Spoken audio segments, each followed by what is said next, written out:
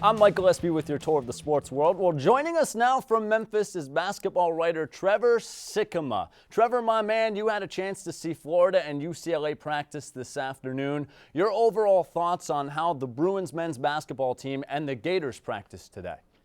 Well, in these open practices that they have here at the Forum and in the NCAA tournament, they're not going to show a lot. A lot of it is for the fans, but when they really show their strategy is in the closed practice, and that's what the Gators did this morning. They practiced in a church here in Memphis. They got a lot of their strategy done, but today we saw a lot of what we thought we would see with UCLA. They were practicing a lot of their three-point shooting, and from UF they were practicing a lot of their shooting as well, but some on-ball defense too. So a little more defense for UF, but a lot of offensive practice for UCLA.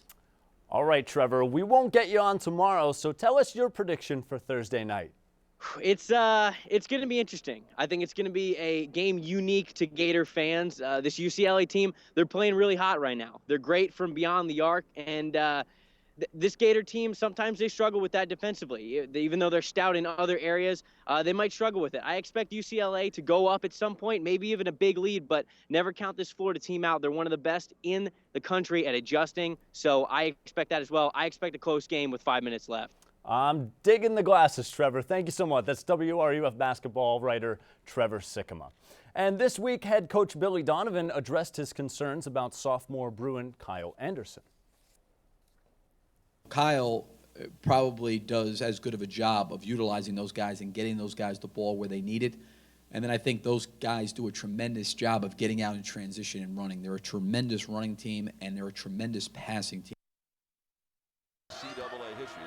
Last night in Pennsylvania, the Gators were outscored 40-29 in the second half by Penn State as the Nittany Lions end the Gators' 2014 season by a final score of 83-61. The Gators still have not advanced to the Sweet 16 since 1998. Florida finished the season 20-13. And it was a much ado about nothing. Last night, the Florida Gators baseball team and Florida State Seminoles faced off in the second game of the series, and things got a little heated. In the top of the eighth, DJ Stewart hit a slow roller up the first base line, as you can see it right here. Then UF pitcher Danny Young attempted to get the runner out, but Stewart runs into Young. That's when Zach Powers shoves Stewart, and then the bases clear.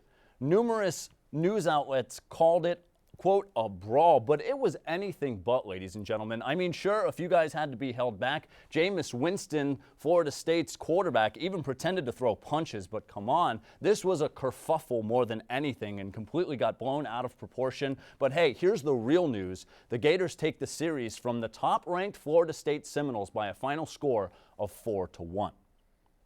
And it will be a long week for the Florida Gators softball team. After facing 7th-ranked Alabama in a 3-game series this past weekend, Florida travels to Orlando tonight to take on the UCF Golden Knights.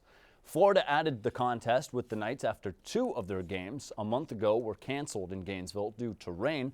The Gators and Knights are scheduled for 6 p.m. tonight. Florida faces top-ranked Tennessee in a Friday, Saturday, Sunday series this weekend.